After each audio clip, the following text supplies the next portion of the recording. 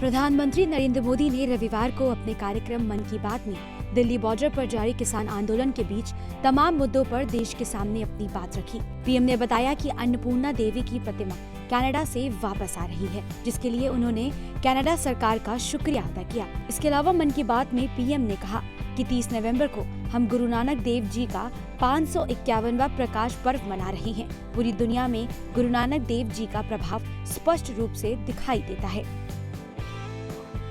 मन की बात की शुरुआत में आज मैं आप सबके साथ एक खुशखबरी साझा करना चाहता हूं। हर भारतीय को यह जानकर गर्व होगा कि देवी अन्नपूर्णा की एक बहुत पुरानी प्रतिमा कनाडा से वापस भारत आ रही है। यह प्रतिमा लगभग 100 साल पहले 1913 के करीब वाराणसी के एक मंदिर से चुराकर देश से बाहर भेज दी गई थी।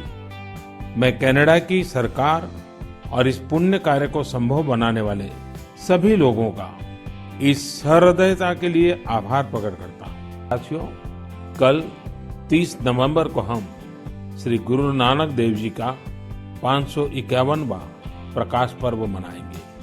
पूरी दुनिया में गुरु नानक देव जी का प्रभाव स्पष्ट रूप से दिखाई देता है। वैंकूवर से वेलिंगटन तक, सिंगापुर से साउथ अफ्रीका तक उनके संदेश हर तरफ सुनाई देते हैं। गुरु ग्रंथ साहिब में कहा गया है, सेवक को सेवा बन आई, यानी सेवक का काम सेवा करना है।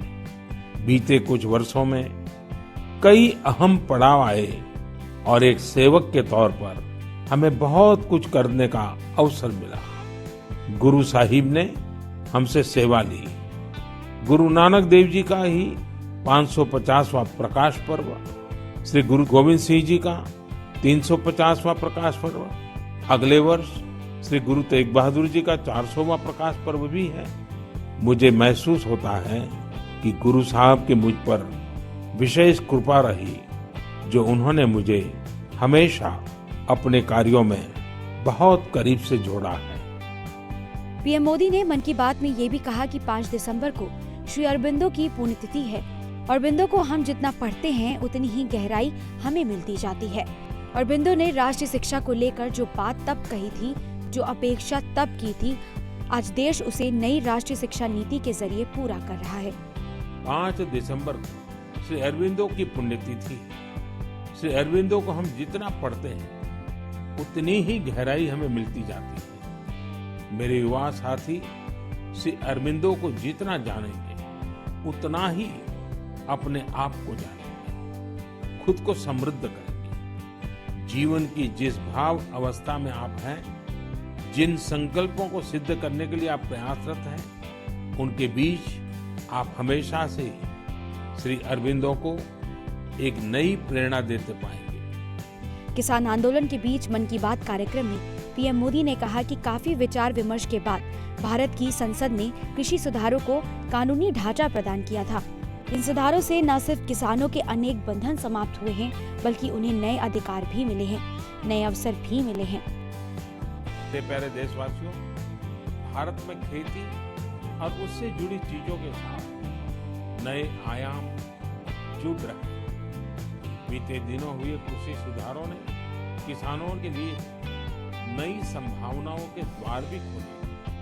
बरसों से किसानों की जो मांग थी, जिन मांगों को पूरा करने के लिए किसी न किसी समय में हर राजनीतिक दल ने उनसे वायदा किया था, वो मांगे पूरी हुई।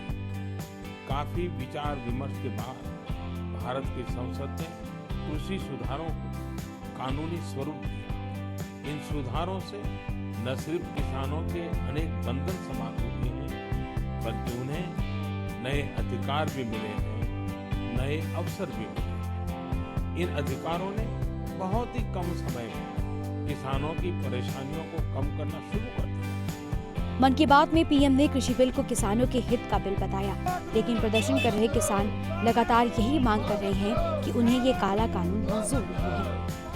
Bureau report.